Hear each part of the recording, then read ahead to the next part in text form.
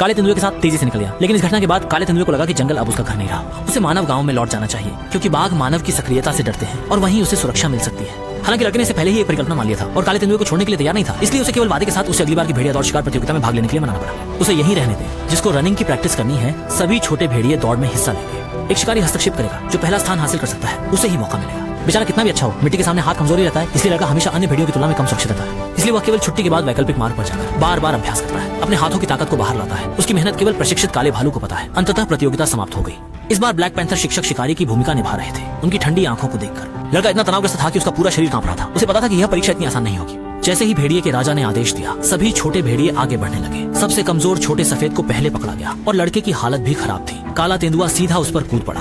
ऐसा लगता है कि उसकी आंखों में केवल दक्षिण सागर है। बेकाबू कंधे से कंधा मिलाकर उसने स्पष्ट रूप से काले तेंदुए की आंखों में शार्क की घबराहट देखी। लड़का केवल अतीत की बातों को अनसुना कर सकता था।